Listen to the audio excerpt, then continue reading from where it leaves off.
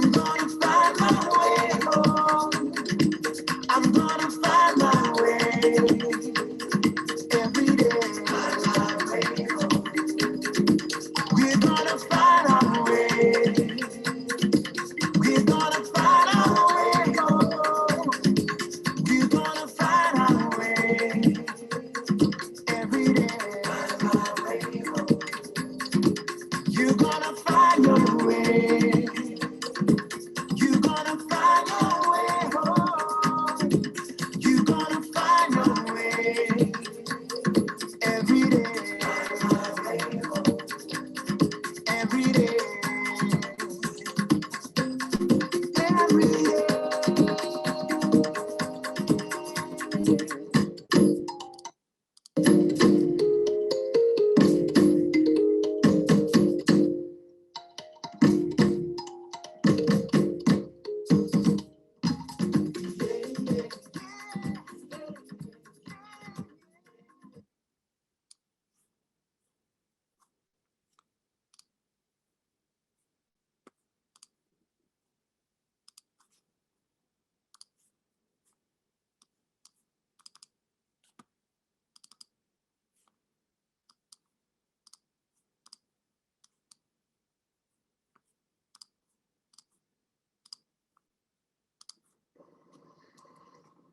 Greetings, everyone, and happy Juneteenth. I am Ava T. Kinsey, and I am a proud daughter of Texas. I grew up in Dallas, Texas, in the Love Field, Elm Thicket, North Park community, which is one of the historically Black communities there. And I began to research and have a more intimate understanding about Juneteenth in undergrad at Howard University when studying in the Africana Studies Department at Howard. I got an internship at Sankofa Video and Books and Maifadu Films with Haile Garima and Shirikiana Garima, the acclaimed filmmakers of the movie Sankofa.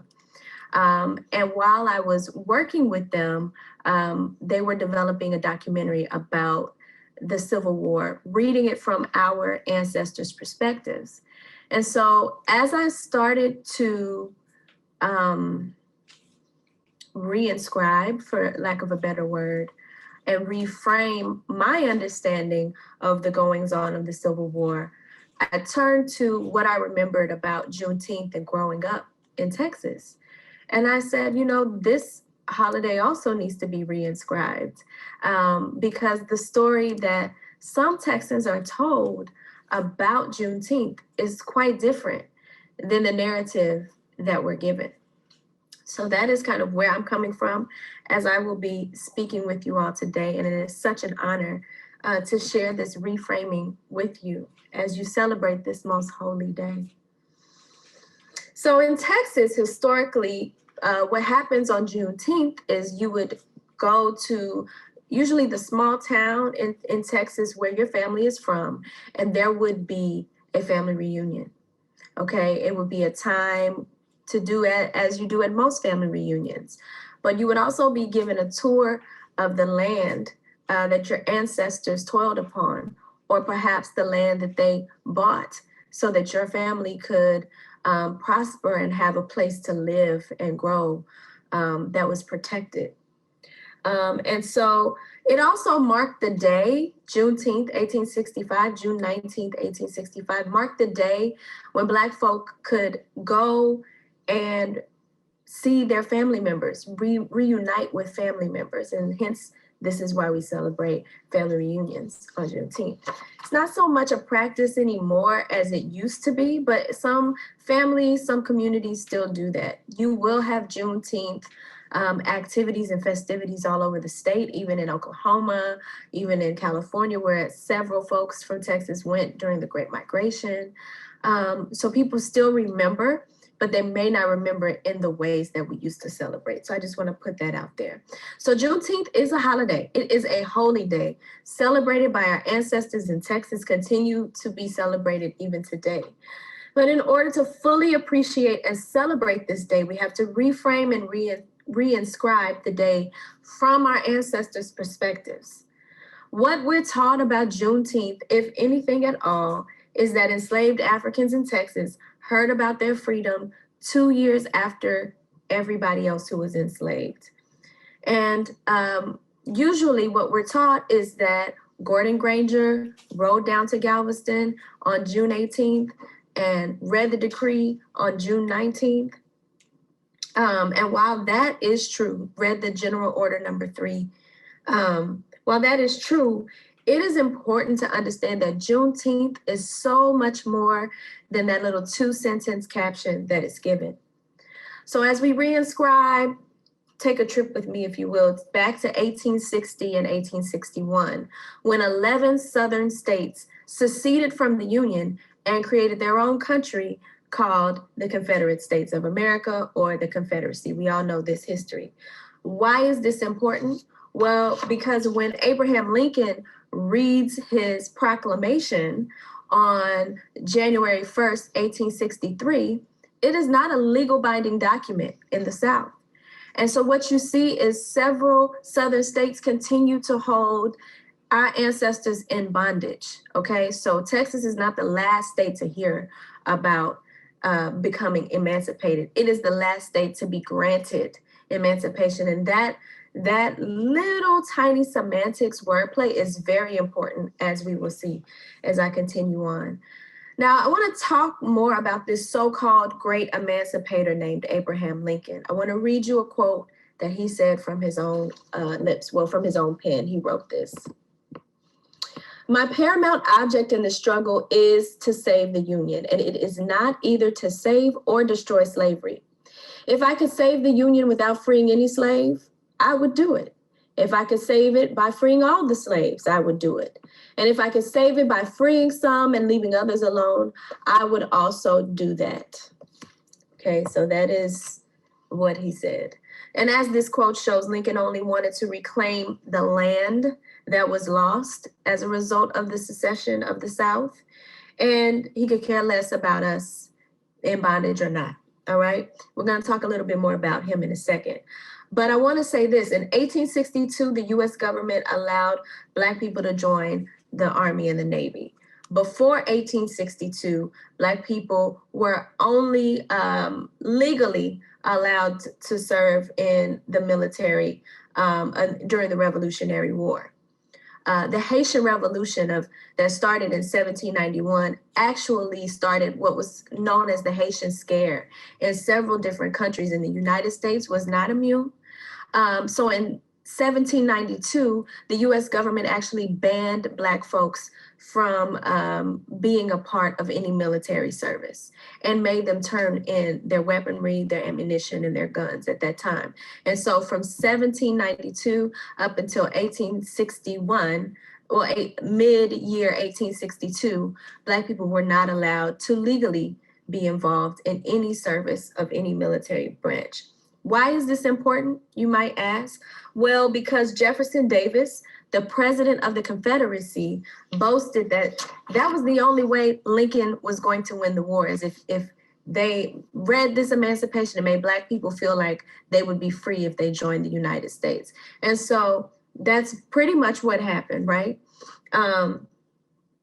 In his book, Who Freed the Slaves, Leonard L. Richards speaks about how rumors of emancipation circulated between free and enslaved African people, and Black people began to enlist in the Union Army en masse. In fact, you had 179,000 to 180,000 Black people join the Army, and 19,000 Black people joined the Navy. Excuse me about that. And so what Leonard L. Richards says enlistment looked like for Black people during this time is that they would just walk up an encampment, a Union encampment, and would be admitted to service immediately, right?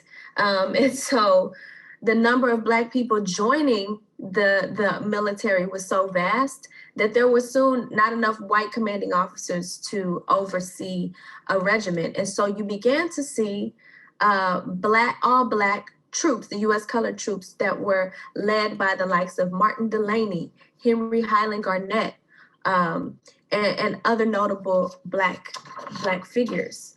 This is very important.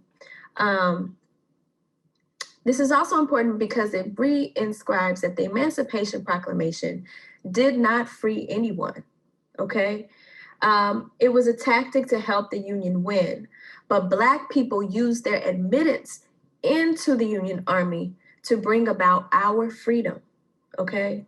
In fact, every Southern state has its own emancipation date, okay? And just like Texas has Juneteenth, there are other states that have other days that I'll talk about in a second. So what you begin to see throughout the South is that white regiments and some Black regiments are doing battle on the field. And these all Black regiments then say, hey, nobody is watching. We're going to go free our people. And some of those folks join their ranks. Okay, this is what happens. And so you have in Florida, their emancipation date is May 20th, 1865, a month before Juneteenth. In Tennessee, you have their emancipation date as April 9th, 1865. And this was actually the day that the Confederacy surrendered to the Union. So that was the last day, technically, of the war. In Louisiana, it's an unnamed month and day, but we know that it was 1864. And in Virginia, it was March 3rd, 1865, and it was the day that Black soldiers specifically marched on Richmond to free Black people. So Juneteenth is very important, but so are all these other days that I named, and even some that we need to continue to do research to excavate. Black people on the battlefield pushed for our emancipation. And also Black political leaders at the time pushed for the Emancipation Proclamation to be recognized, okay? And so truly slavery does not become abolished until the 13th Amendment, which is December 6th, 1865. And so I'm asking us to reinscribe these days because it doesn't honor the work that those Black soldiers did to free us when the South was still holding us in bondage after we felt that that Emancipation Proclamation should have been validated on.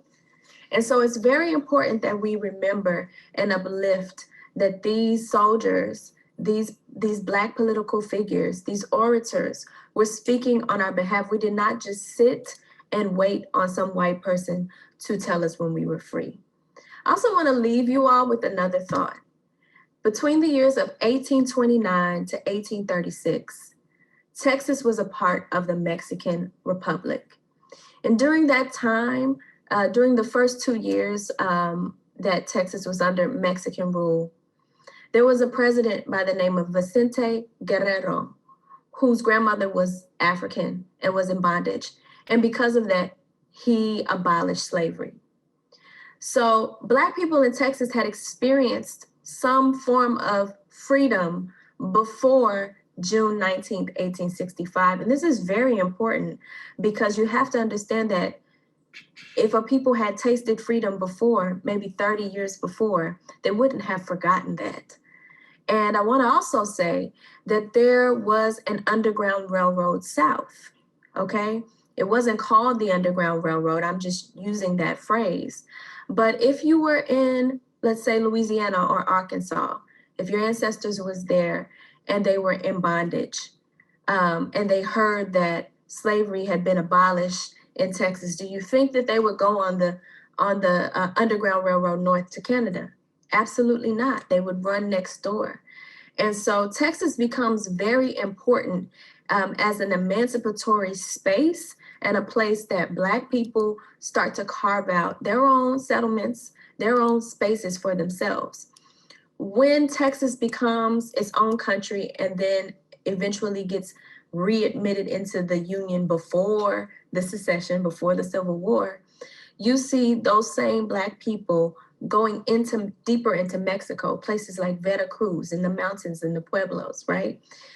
Because they are holding on to and beholden to this concept of freedom.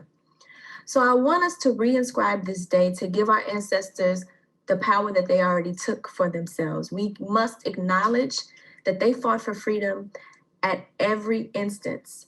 And what they did was they made America, as Dr. Martin Luther King would say, be true to what they said on paper. I wish you all a happy Juneteenth and thank you so much for celebrating. May our ancestors be pleased.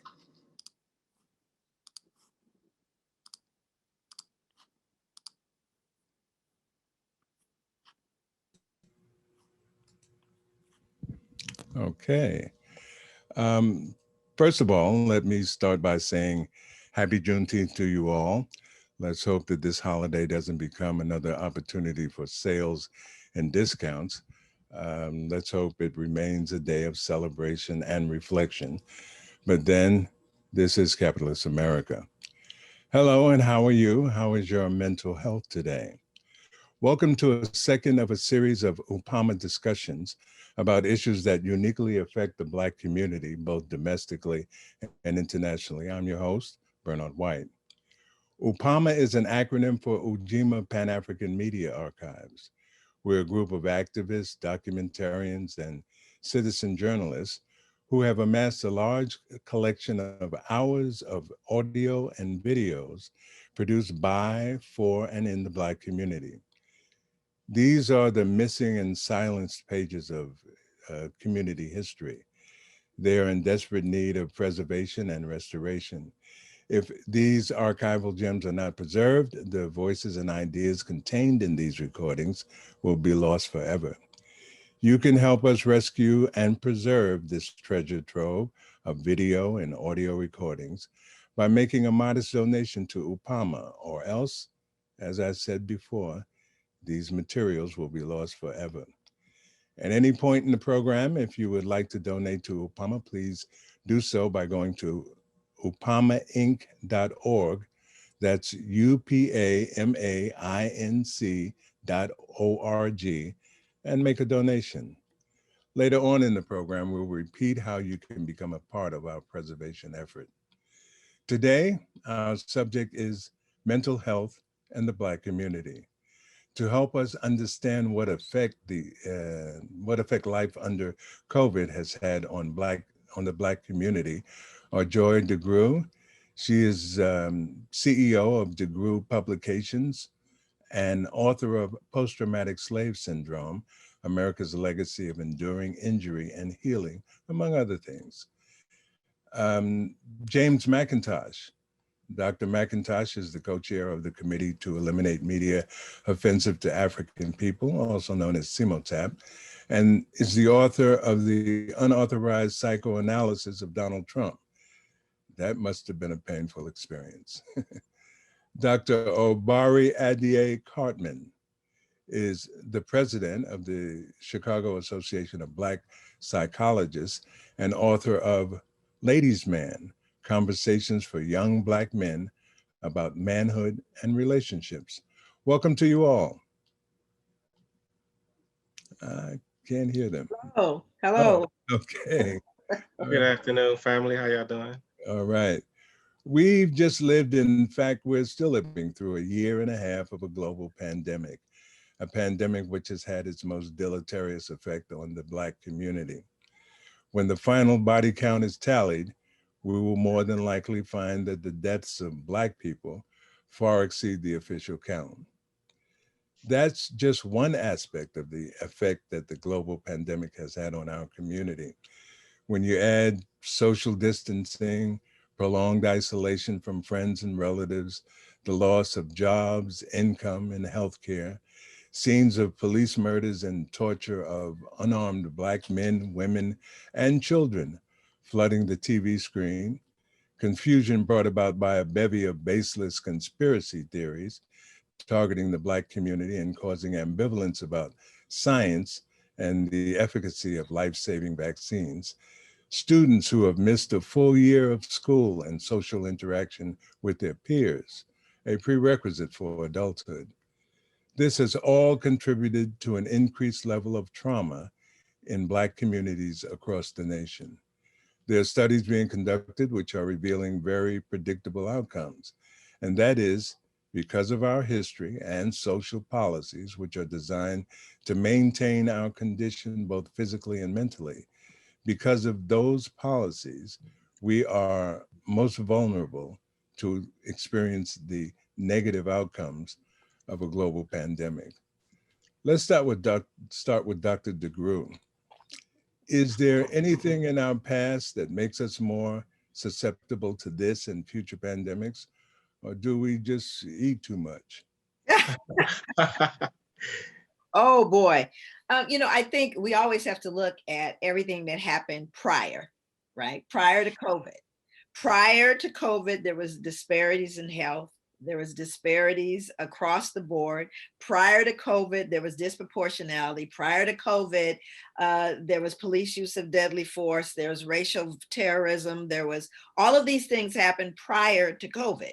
So it shouldn't be surprising to anyone that we would begin to see those same disparities as it related to COVID.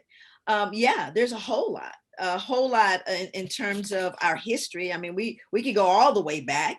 We recognize that, for example, Africans that come to America don't have the disparities that African Americans have, but then within one generation they do. Mm-hmm. And what that suggests is we're looking at how we are impacted by being and living in this environment and having lived in it for so long.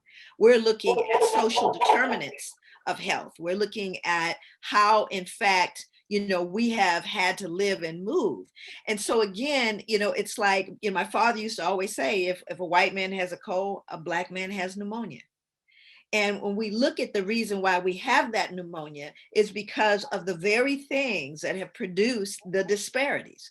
So I think that there's a great deal of anxiety, a great deal of suffering, a great deal of mental health issues. And on the other side, we have an incredible amount of folks that have been able to move and do and help serve.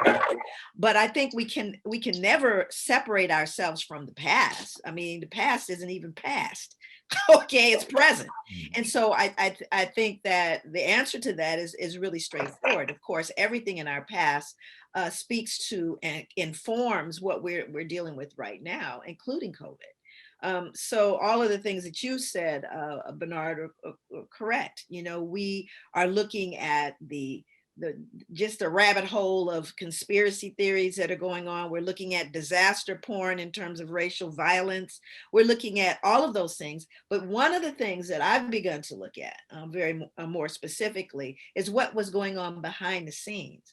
What was going on during COVID when everyone was sheltering in place. But I'll wait for the other brothers to speak before we do that deep dive. So yes, the past does in fact impact the present. Mm-hmm. Obari? No, absolutely. I'm deeply, profoundly moved to be invited to participate in this conversation, inspired and encouraged as a student of both of these luminary thinkers. And one of the things that I am continually trying to interrogate and apply in my work as a psychologist is this dual reality where the past is present, the trauma is in our bones, in our bloods, and I wouldn't choose to be nothing but Black, because there's also a privilege, there's also a power, there's also in my DNA is a brilliance and a genius that connects me to the beginning of humanity, right? So there's a past that starts around 1619. That's a very narrow view of the scope of who we are. And all of that is who we are, right? And so when I think about what does it mean to heal, what does it mean to restore, it's really just about reclaiming that fundamental truth, right? I ain't got to do nothing other than evoke that is already in me. And then I can remember that I've coped with pandemics many and many a time, and that this is something I could flick. Like, this is a mosquito from the vantage point of who I am on the world stage. And so that's in me too, right? That past is also in me, and there's healing and there's power and there's privilege in that. So all of it is a context is critical to the work of the healers right now to help us reconnect ourselves to ourselves in the full context of what the past means for us. Mm-hmm. Dr. Mack, do you want to weigh in on this one? Yeah, I want to say I agree. No, seriously, they covered it. I agree. Okay, it seems that there's a little problem with your mic. I have another mic. Back to what Joy said, following Hillary Beckles, he has brought it to our attention. In fact, actually, he brought it to mind that our DNA has been modified based on our treatment here in the United States and in the Caribbean. And as a result, we are more susceptible to those things such as pandemics when they come about. What about the plight of I was wondering about the plight of Black mental health workers. Many of these workers provide an insight which differs from the theories of causality coming from white mental health, from the white mental health establishment. Have you found that Black mental health workers are believed or their opinions respected? Dr. Mack? Okay, you're muted. You're How about now? okay. You are now. Okay, so of course not. And I saw where recently one of the nominees for a position in the Justice Department was pilloried for having espoused some of the teachings of various mental health practitioners, people that spoke on melanin and things like that. And so much to the extent that, and I mean, I don't know at what point she kind of renounced it, but she kind of renounced it and said she was presenting those views as ridiculous in the way that racist views are ridiculous. And, people like Amos Wilson wrote, about the developmental psychology of the Black child. Carol Barnes wrote about melanin and things like that.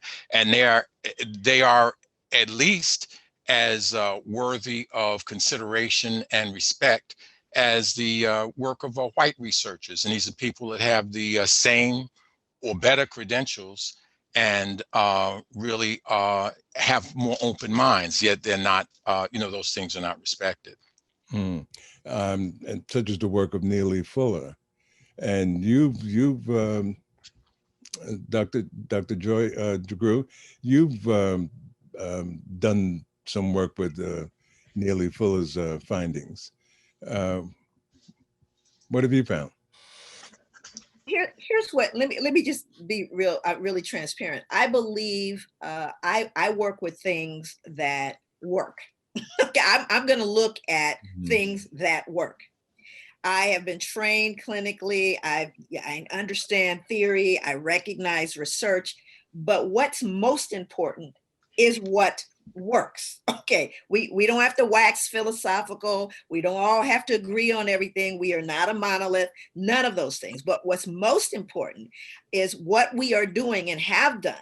And I think that what we end up getting lost in is that argument. We start dealing with these false dichotomies, and the next thing you know, we're down the rabbit hole. What we have to really stay focused on is what is going on in front of us, what is effective in remedying what is going on in front of us. And I use the full rubric of my experience, my lived experience, to be perfectly honest, very little of my clinical training, because as I've actually done the work in community with individuals, with groups of people, I have found that my own research and those of others have been much more beneficial in terms of measuring, literal direct improvement than kind of engaging in these philosophical conversations about what reality is. What is reality is someone's hemorrhaging in front of me, and we need to stop the bleed. And so what I think we have to do, those of us, and even the younger ones that are coming in and embracing this knowledge, that we have to begin to look at things on a very pragmatic level, because we can't afford to get lost in that rabbit hole anymore. And I think science has always caught up with what we've been talking about, caught up with it. For example, a very simple one that, I grew up with, probably most people who are Black have heard, that for many years you would hear, at least women, my grandmother and my aunts, all of them would talk about certain conditions that are necessary for a pregnant woman. Right. And they would say, we need her to be calm. She doesn't need to be, exposed to really negative energy. Because all of that will impact the baby. And for many years, scientists said that's just an old wives' tale. That's not true. Of course, to some degree, her biology is what's important. And while now we know that stress is transmitted, the stress hormone cortisol is transmitted from a pregnant woman to a growing fetus. And that child can be in utero overly stressed. We know that now because we can measure it. But indigenous people have been saying it. African people have been saying it. Science just caught up to it. Do you understand what I'm saying? So what we have to do is, and again, I can go through the noise of whether people believe it's right or not, or I can sit down and talk to Black women that are pregnant and say, here are some things you need to do to take care of yourself and your developing child. And I think that I'm very much a person that's pragmatic about that kind of stuff. I want to know what works. I want to know what's true. And before we could actually see the cells, see the intricacies of telomeres and the DNA and all of that stuff, we had an awareness that this was true. In fact, you mentioned something earlier that was kind of interesting when you said that we are more susceptible. I'm not sure I agree with that. I'm also aware that Africans were doing things like creating immunity by splicing into people literally diseases. And in fact, when those enslaved Africans, when they would find that they had the mark showing that they had received this, they went for a higher price because they had developed immunity. And so what I'm saying here is I think the right hand doesn't always know what the left hand is doing. I don't see our past and our history as something separate from us. We take from it what we have learned, but we cannot buy into this notion of, again, Black people, we've suffered through the ravages of slavery, through rickets and malnutrition and all of those things. And sure, they've left some issues with us. But they've also, just as Obari was saying, Dr. Obari was saying, that, it also created resilience and strength and ability. So it's not all one thing. And I don't want to get lost in that, because we have to deal with what's in front of us. And we've got to deal with the best knowledge and the best information that we can hold on to, which is both past and present. And what's so important about doing what works in any profession, whatever your calling is that we have to set our own criteria for that. If I do my Western trained white psychology, European American version of healing, the best of what works and what improvement looks like is getting people to cope with trauma, getting people to manage it and go back to work, to become more proficient cogs in the wheel. That's not what intergenerational trauma requires. We got to heal deep wounds, not just get people to patch up and get back to work. And so the frame of the question is important, because if we spend all of our careers trying to find out whether or not we will be respected without questioning who we want to be respected by, and that they not even worthy of us, attempting to fit into that mold, then we scrambling for no reason, right? The truth is, the whole design, it cannot respect what Black psychology has taught us. It can't. Like it will crumble if we mainstream Amos Wilson, Bobby Wright, Wade Nobles. Like if we made that the curriculum for the training for what healing is, then everything will fall apart. So it is invested in a version of healing and a version of psychology and mental health that protects itself and therefore cannot respect anything that's divergent to that. And so we can't care about their respect. We got to understand that the more I do to fit a mold that is success according to their standards, the more harm I do in the name of healing, and that I have to disconnect from all of that if I want to do real work. I have to undo the stuff that I learned in school. I got a white psychology degree. I learned Freud, Skinner, Watson. I got a bunch of old white men in my head. Now I'm supposed to go back to the hood to help my people, right? It's not congruent. Like it does not work, like Doc said. Like, so we have to figure out what works for us and what does work mean. How do we define what actually works for real, and not just become better slaves in a new era, right? Dr. Mack, you just retired not too long ago. Did you find that in your practice you had to deal with those issues?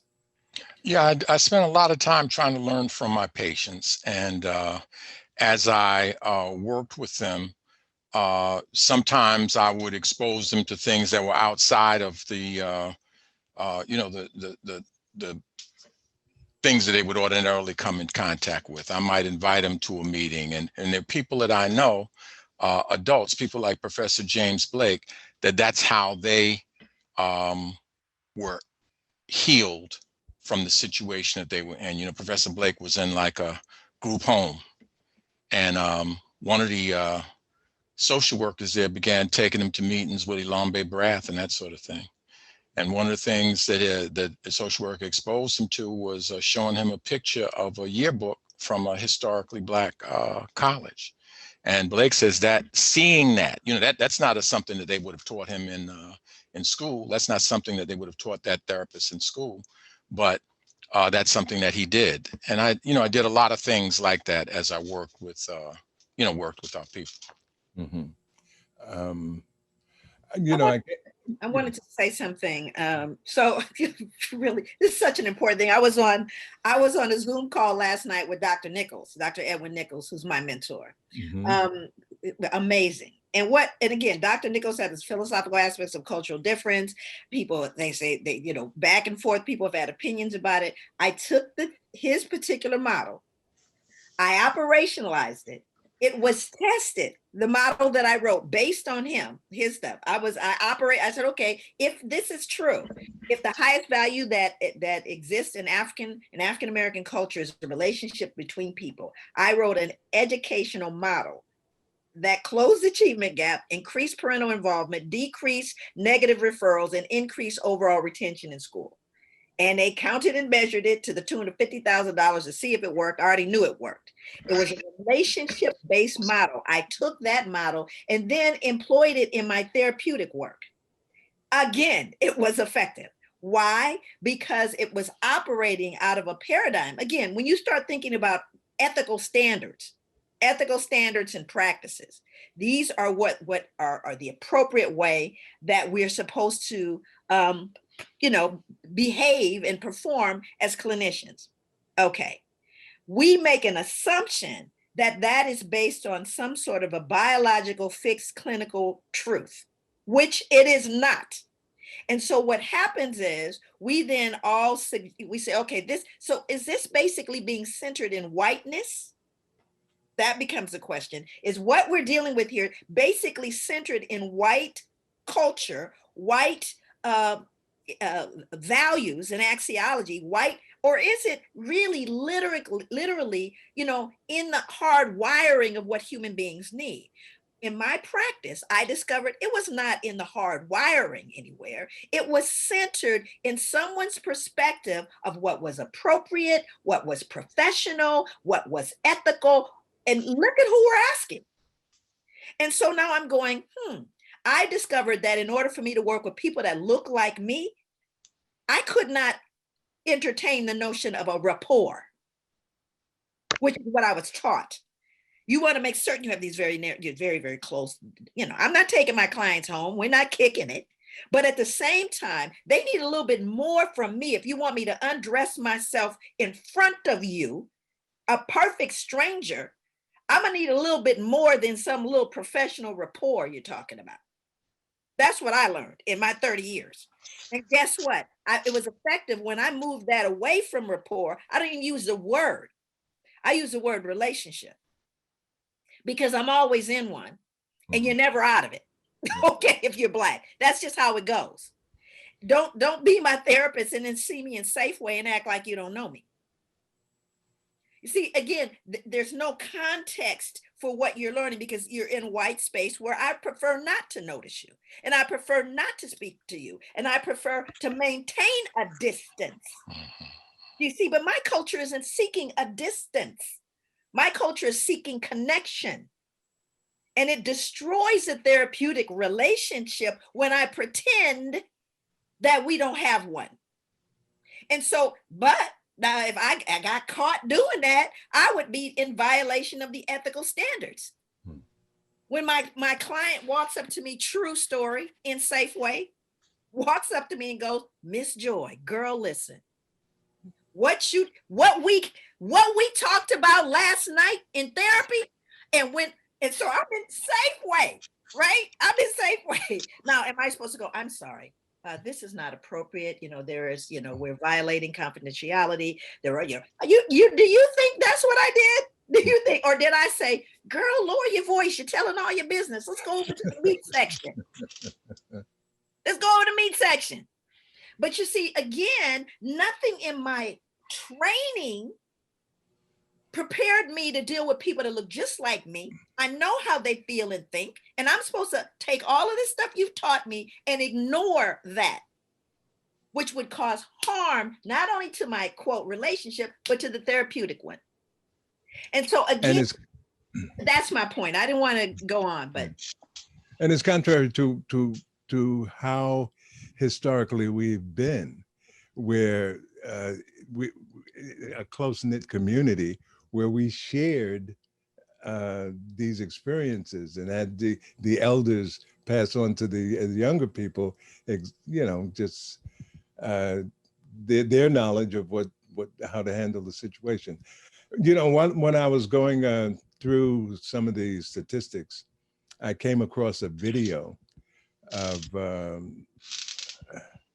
that really disturbed me, and perhaps the engineer could play that video now. It's a video that has to do with the younger people and the Black community, and it's a surprising statistic, something that's not really looked at the way it should be looked at. So it's not really addressed the way it should be addressed. So the engineer, let me know when you're ready.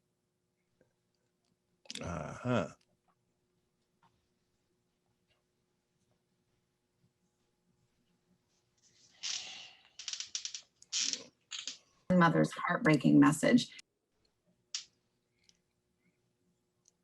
A staggering rise in suicide attempts by Black children. NBC's Rahema Ellis now with one mother's heartbreaking message.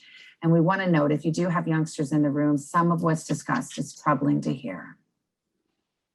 The little dude, so happy. From birth, 7 was his parents' joy. The child doctor said Tammy Charles couldn't have. You're a miracle baby, huh? Absolutely. I told him over and over, Daddy and I love you so much. And this is something that we always did. But last year, at 10 years old, they lost him to suicide in their home in Louisville, Kentucky. We teach our children about stranger danger or guns or any other type of outward hurt that we try to protect them from. This is one that I was blindsided by. My 10-and-a-half-year-old son, my miracle child, my only child, was dead.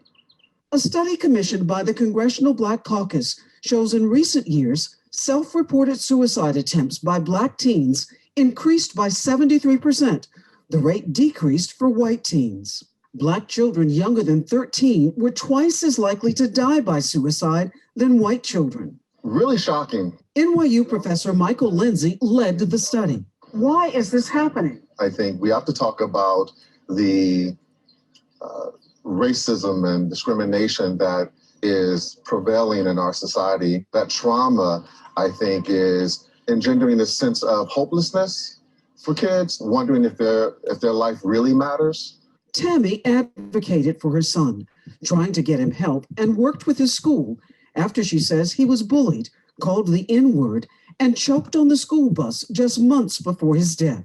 I miss most his smile. I miss calling his name, and I miss hearing someone call me mommy. That is what I miss the most.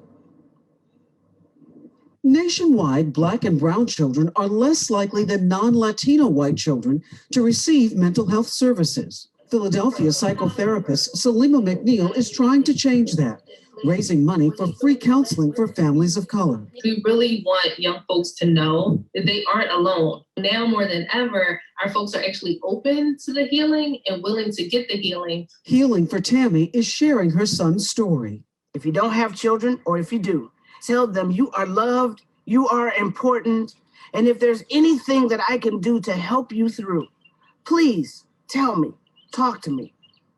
Please. hoping other parents never experience her pain. Rahima Ellis, NBC News, New York. Tonight, a first. China sending astronauts to its...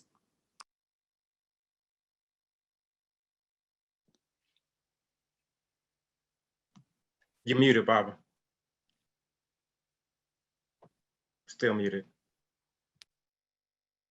Still.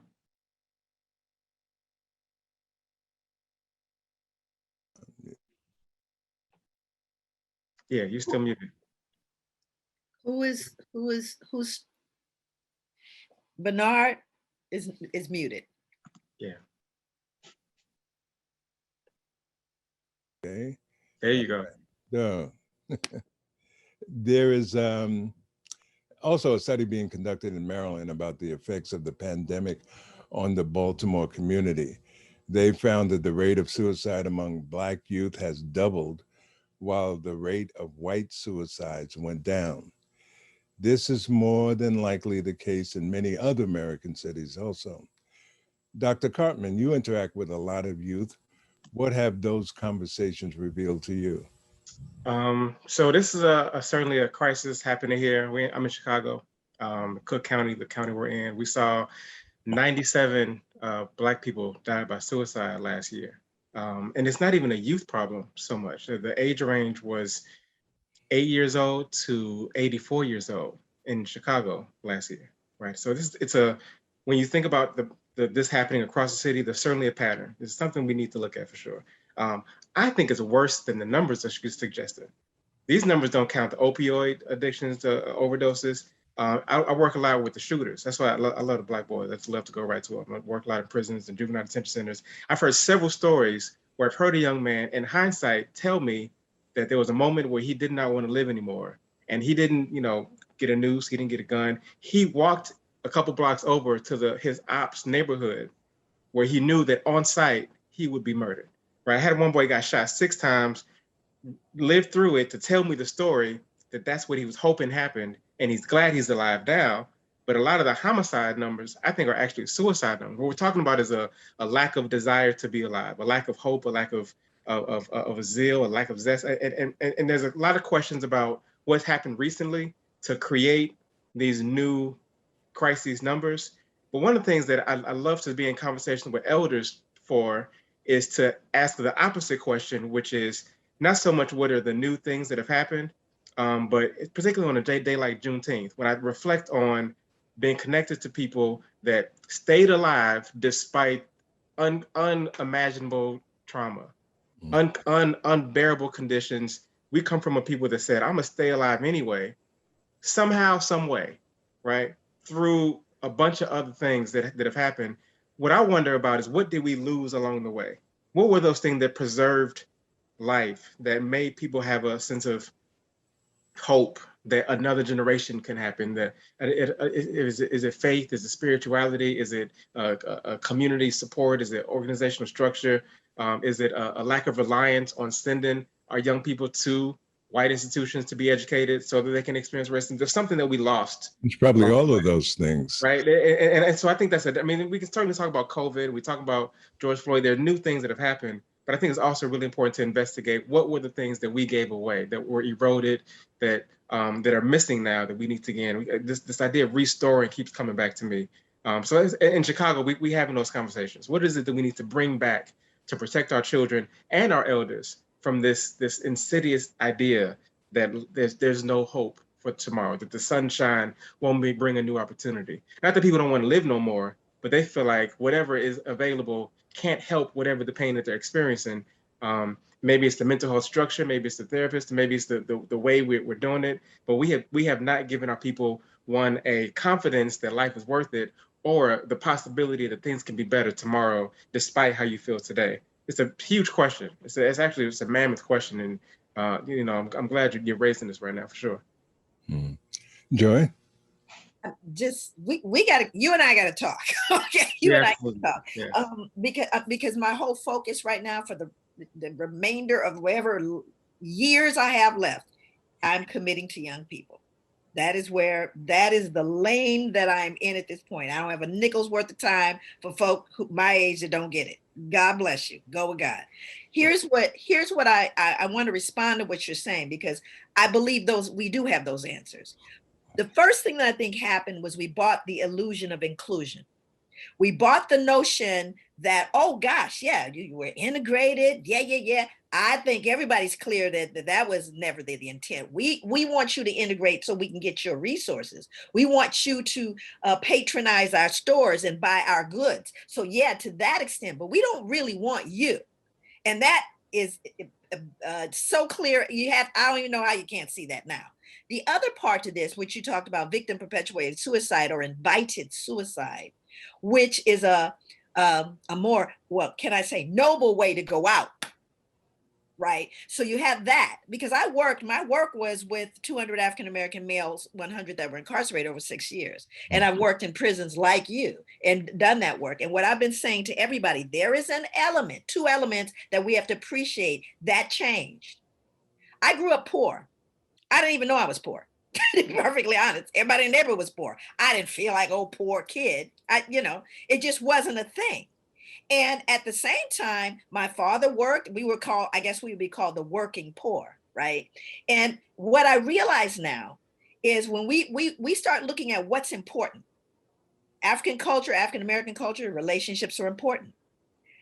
For example, and it's going to take a couple minutes for me to explain this. So, for example, if I go to work, I was just talking about this. If I go to work and I'm at a traditional 9 to 5 and I say, I'm sorry, I can't come to work, I have a family issue that's arisen. So my boss, white, female, oh, Joy, is it your husband? No. Your kids? No. Oh, well, your parents? No. My niece. It's my niece. Oh, well, I think you have some priority problems here, because family stops differently for them. That's I can understand your children or but not your niece. But you see, in my family, yeah, my niece. I ain't even gonna think about it. I'm gonna show up for her. She's like my child. You understand me? Because those were the relationships. We grew those relationships. We survived. We would rise and fall with those relationships, extended as they were. I grew up with people living in our home that my dad said just got to get on their feet. We grew up with that notion of a collective, of a village. Doesn't matter if it's poor, doesn't matter what it is, we had that. Well, when we bought this whole notion of, our nice little separate manicured lawns, and guess what? You are what you have. Remember, materialism is alive and well. Everybody wants it. You told me I'm nothing if I don't have it. And if I don't have it and can't get it, what are my options as a 16-year-old Black male, for example? Where are my options? Where's my dignity? Where's my worth? And what is it wrapped up in? And we bought that whole idea of materialism. We bought it. And we began to wear our sense of who we are on our bodies, because we bought the notion that you are what you have. And then there was another element that I think we missed. I was speaking to my son who works with young people also that have been adjudicated. He says, nobody's looking at what happened on the internet. What happened online, media. So all during this year that everybody's locked down, everybody wasn't locked down. They were spewing out things here and there, and they were puffing up on each other, and all of that stuff was happening just under the radar. But it's one thing. I grew up where, I used to fight every day. I mean, somebody, I was little and there was always somebody going to try to jump on me. I grew up fighting, but it was over with. When she had to fight, it was done. Now it's viral. Now I get to live my humiliation of being beaten up 1,000,000 times because it's out there online. There are kids that are so afraid. They're afraid to do anything. Hence, it goes live on media, right? They're videotaping people being beaten down and humiliating them forever. And so these are things that we weren't paying attention to. We were trying to keep the lights on and deal with our lives, but our kids were dealing with that. And it's an invisible influence that we need to get a hold of. we need to pay attention to. The second thing I would say, you have the materialism, you have social media, and you have us buying in to a foreign cultural norm around materialism and building your sense of reality and worth around materialism. So we have all of those things working. And the one thing we aren't doing that I appreciate, I respect you, Obari, for doing, is speaking to them. We can't figure it out here. We've got to go to where they are and ask the right questions. But one of the things I didn't even occur to me till my son said, Mom, you have no idea what they're doing on social media to each other. And that victim perpetuated suicide is one that says, hey, if I can't have it, you can't either. I'll take you out. You know what I mean? And you're the first reflection of what I believe I can't be. And so all of those things, I think we have to take a look at, do a lean into that. And again, that's where my goal is. I'm appreciating that you're hands-on with them, because that's the only way we're going to find any direction out of this. And that has been going on for a full year. They were literally looking at people's phone messages to determine where they were, going after them and shooting up their houses. Because they were talking tough online or setting people up online, all of this invisible stuff that most of us didn't even know was going on. So, I don't know. I've been dealing with, I've had to deal with at least 3 suicidal kids in the last 3 months. So I understand that this is a reality, but there's a great deal of anxiety about moving back into a society where you didn't have anything maybe in the beginning. And everything you're seeing on the news, we have to pay attention to all that toxic stuff that our kids are taking in, hearing, that they're not processing with us. They're just hearing constantly. And so there's a lot of anxiety that's going on for our kids, little ones, that we don't think are listening, but they are. And so I think we have to start looking at, what did we have? I'm right now, just to give you an example, I have grandkids. I flew in to sit down with my grandkids, my grandnieces and nephews, to have 3 days of just me with them. Just you and me. We're going to talk about some real stuff. I'm going to share some knowledge with you. We're going to be together intentionally. No cell phones. No, we're not going to go online. None of that's going to happen. We're going to sit here and be family. We're going to learn from each other. And I have decided to do that periodically for the rest of my life with them. To literally physically be in touch with them, to engage them. We cannot expect this to happen. That's the difference in the way I grew up. I grew up with grandmother, aunt, cousin, uncle, Pookie, everybody. And we were engaging with each other on a consistent basis. And so now with COVID, you can see what that did, right? But even before COVID, we were getting fractured. And so my whole thing is about bringing folk together. That's where the healing is. That's where the protection is.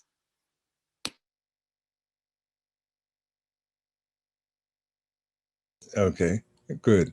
Dr. Mack, you dealt with some of these issues also?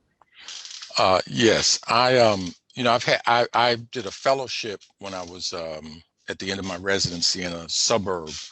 That suburb was Rikers Island, which is, of course, the jail of New York City. So it was my first, my views had to change on a lot of things just by working in that jail. Because before I went there, I said, people that sell drugs, that they are selling death to our community. And like I viewed them, frankly, just as enemy. And this was coming from a revolutionary, standpoint. When I got out there, everybody, that's what they went there for. They were in there for selling drugs. What I found over time was that the brothers that I was dealing with, they were just like on the outside. There were some you could trust, you know what I mean? Some that would stab, another person in the back, some people that would rat others out, some people that wouldn't, that sort of thing. And so that was the beginning of some of the changing of my views and attitudes on that kind of thing. I also had a young man come there and tell me that he wanted to start a law and Black studies class. He didn't even know that I was capable of doing the Black studies part. My major had been Black studies. So what he really wanted was the permission to do it which was what I could provide by being by being a member of the staff. So I would be on a dorm really with 40 incarcerated people. And again, I got to know and see a lot of things that I didn't see when I was on the outside, although I had seen quite a bit on the outside. I grew up in the projects, so over time, I did a couple of other things that got me into direct contact with our young people. One was doing assertive community treatment for an ACT team, which you go to the houses of the people that were seeking mental health services. And lastly, I worked in a few alternative to incarceration programs. And over time, I kind of ran into people and I got to see what are the things that they're depressed about. And many of them reflect what Sister Joy and Brother Obari just said. One, you both spoke, I think, to the creation of appetites. You are shown all sorts of expensive things that are necessary for your humanity. You're not a human being if you don't have the right kind of jeans. You're not a human being if you don't have the right type of sneakers. You're not a human being if you have to wear the same 2 or 3 pairs of sneakers a day. So you find them trying to get multiple sneakers. At the same time, you're in that situation of where you can't just go to the corner store and get a job anymore. Like when I was a youngster, you could get a job around in the community. These jobs aren't existent. You have jobs that a large economy for young people in the hood is an illegal economy. You hear Lupe Fiasco referring to it in one of his records, to my, homies, legitimate and illegitimate, that sort of thing. And so that has to put them at risk for getting arrests. And then they get arrested, then they go through the incarceration thing. So by the time I would see people who were 19 to 20 years old, they had been, inside the system a couple of times. Even if they successfully negotiated those times inside of the system, they still had, there's only one thing makes people sad, and that's loss. And many people had lost all kinds of things. The bullying that you spoke about, Dr. Joy, and the fact that, when I was a kid, the bullying ended when you got home. You get home, but now it's 24 hours a day. It can go on all the time at night while you're there. And the other piece was when I was a kid, an old lady could stop a gang fight. I'm not kidding you. Yeah. She got, you boys, get on the way. We're at a point now where the other thing which I think gives children a sense of hopelessness is that the youth appear to be more powerful than the adults. That, they can tell you they're going to come to your house and get you. They can tell you they're going to kill your father or your mother, that sort of thing. And that sort of stuff wasn't really that common when I was coming up. These are some of the things that I think add to the depression. And then we also have kids that, I have 19-year-olds that are worried about how they're going to take care of their family. So you have kids having children, people have got children 3 years old and they're 19 years old. Children 4 years old and they're 19 years old. 2 kids and they're 19 years old. 2 kids by 2 women. 3 kids by 3 women. And yet at the same time, they have an image of that, I take care of my kids. They think they take care of the kids because they bought a box of Pampers or that sort of thing. But all of those kind of factors are the things that I saw making people depressed, as well as danger, real danger, being fearful all the time is something else that can make you sad. When it's not in your mind that somebody is trying to kill you, that you got to negotiate, well, look, I don't want to join that gang, right? But if I'm not cool with those people, I can't walk in and out, of my neighborhood. See, when I was coming up, maybe the Corsairs wanted me to join them, maybe the Chaplains wanted to join me, but I was way scared of Van and Thelma Little, who were my parents, than I was of them,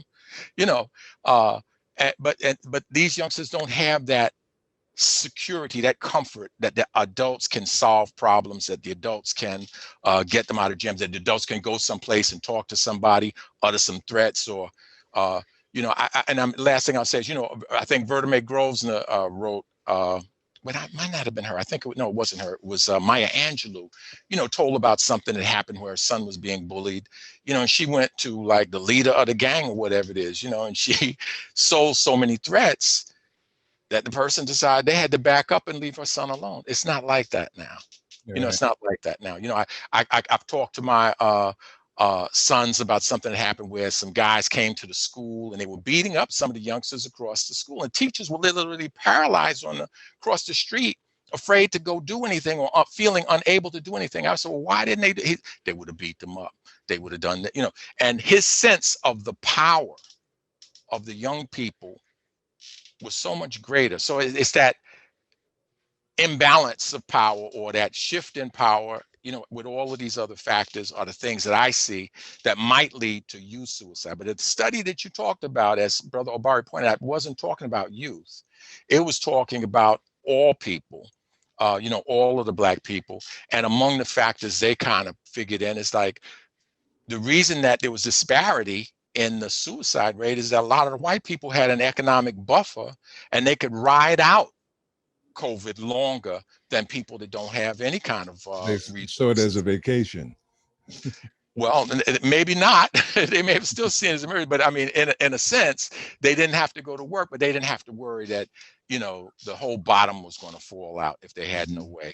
And that situation of where you need money and you have no way of getting money. Because even, I've been in Africa, in the Maasai Mara, you see the lion up there and he's going to get or she's going to get, because a lot of women lions do hunting, they're going to get one of the elderly or the infirm. And I mean, I hate to look at it this way, like there are people, let's say people that prey on people, even people who mug people, let's say. You can't mug nobody, everybody's in the house.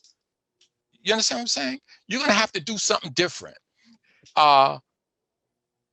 COVID, put a lot of stress on a lot of people in a lot of different segments of the economy. And we were in the majority of those different economies, except for the people who got into deliveries and that kind of thing like that.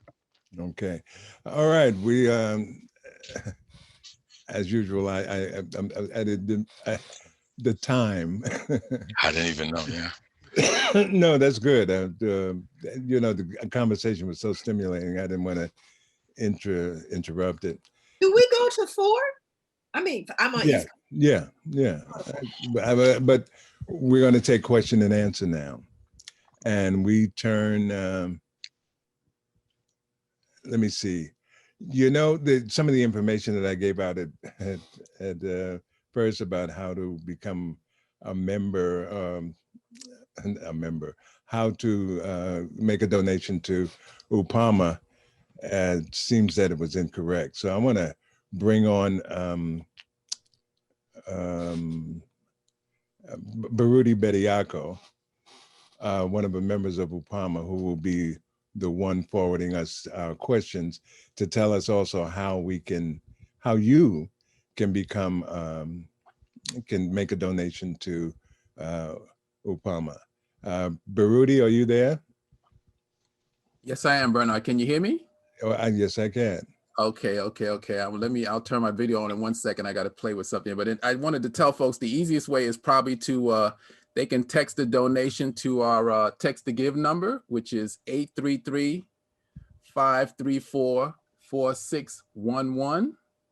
That's 833-534-4611. And just text the word UPAMA and it'll walk you through how you can support UPAMA. I also want to tell you, we have a couple of questions when you're ready for that, but the speakers can go on because we didn't get a lot of questions so far. So definitely, if you want to continue on down that road, I know that would be, I think the folks would enjoy that too. But I do have a few questions when we're ready for questions, though. Yes. McIntosh has his hand up, I think. Yes, Brother Bernard, there are people around who say that I'm able sometimes to collect some money. So this has been borne out recently. And what happened is CMOTAP has not gotten into trouble, even though we can't use the main way we use to raise our funds, which is our meetings. That's how we get our operating expenses. Our people give us the money to keep functioning, to pay for the phone bill, the water bill, and that sort of thing. So what we did, we had to adapt to this online community. and this online method. And I just want to give a recommendation to you because ours has been successful. That last fundraiser we had for someone else, we basically are close to $10,000 now done on a Zoom. You have to say it multiple times during the program. You have to paste the ways to do it in the chat. You need to give 3 groups of people a way to give the money. You give the people that want to mail in a check an address to which they can mail a check. You give the people that want to use a credit card a way in which they can use a credit card. And you give the ones that want to do a Cash App the way to do a Cash App, and you post it into the chat, and you post it over and over, and you keep referring the people to the chat, and you get a lot more money than you will just by saying a thing like, give to such and such.com. That's been our experience, and I wanted to share that with you. Well, I'm glad you shared it with us. I don't tell that to everybody. Okay. Yes, Joy? I have a question for Obari, Dr. Obari. No, I really, we earned those. You earned it. You get it. I have a question for you because I'm really, again, I'm very excited about the potential to do some work together. I really want this subject. So glad, Bernard, you brought and you showed us the video. It was so interesting because the referrals I got for 3 young people who were suicidal, and one that actually 2 that attempted. It was it was disturbing. One of the things that came up that I wanted to ask you about, because you are really hands-on right now, and I'm kind of hands-on, but I'm all over the place. I'm in different places all over the country. But here's the thing that I'm all over the world. Go ahead. What I'm curious about, a couple of people, one of them being my son who does similar work, he was saying that the difference, like, for example, I was dealing with gangs. I came out of LA, so I'm dealing with the Pyrus and the Crips and the Bloods coming across Crenshaw High School and threatened me in gym, right? So it was like, that's how far back it goes, and Tookie and all of them. But he's saying to me, there was a big issue where a 15-year-old put out a hit. A 15-year-old online put out a hit for anyone that wanted to jump into his set, which wasn't even, it was a combination of kids, Bloods, Crips, everybody. It's arbitrary. It's not about turf. It's not about selling drugs specifically, and he says, and that's why it's so hard to deal with. It's not like the organized gangs of the past. And I wanted to get your read on that. No, it's absolutely true. It's total chaos. We in Chicago, and there's a tradition of sort of the street fraternities, I call them, that had some community element to it. Like the Vice stores in Chicago used to do community work. But right now, the young generation, they don't even respect that history. You try to bring the old heads in and do conflict resolution. They don't even pay attention to them. Like there's a lot more. It's a lot more cliquish. It's more block by block. They're making up new things. They're not even connected to the lineage of the GDs and the Blackstone Rangers. Like they're not connected to that history. So there used to be a time when you had to like study the literature. You had to, there's certain things, right? And the gangs were protective in ways that we've lost. A lot of it feels very much like rebellion, right? We're talking about what happened when the generation above them did not protect them, did not provide for them, left them to fend for themselves. And I think that what we're saying is that we're saying the young people just reflect a level of chaos that we allowed the system to get right at them, right? The technology part is really, really critical. I'm 41, right? So I'm just a generation away from like, I was in a house with one TV. So even if it was trash on the TV, like the corporations could put some dumb stuff. My family was there to catch it. We would talk about it. I could develop critical analysis about it. And now just one generation next, I got my little sister in the car with her earphones in, and I have no idea what she's listening to. So the corporations now have direct access to our minds because the technology moved faster than our families and our structures could keep up with. And so it's created a level of, we're talking information age, but it's not connected to wisdom. There's no transmission of culture. There's no principles. And the street gangs are representing that. Just a chaotic, do for self, survival of the fittest, clout chasing, just try to become whatever is respected for the moment without having to be driven by any larger purpose. Even if it's street stuff, it's still not bigger than just make a name for myself for this day. It's a lot of chaos. There's no way to do it without getting right into it, without having these conversations, without recreating some structure. And I don't think that it's going to happen through schools. I work with a lot of young people that aren't even in schools, not connected to schools, could care less about it. I had a conversation yesterday with a young boy. He was on YouTube when I walked in the room, looking at quantum physics YouTube videos. So they're not dumb, right? Right. So he's talking about DMT and trying to understand psychosis, not psychosis, the psychedelic impact of DMT.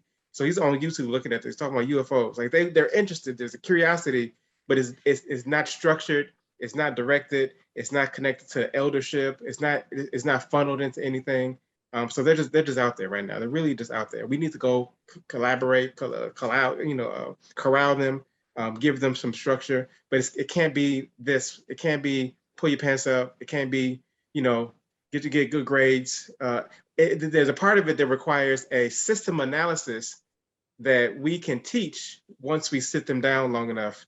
They're taking drugs. It's also making it difficult. And so even if I can get them sit down long enough, their attention span, because of the technology and the scrolling and the substances, is making it hard for them to digest. So we got to find ways that's innovative, that's full of lights and dings. We got to use videos. I use music. I got a hip hop curriculum where we're playing music, printing out lyrics, playing videos. It's got to be engaging.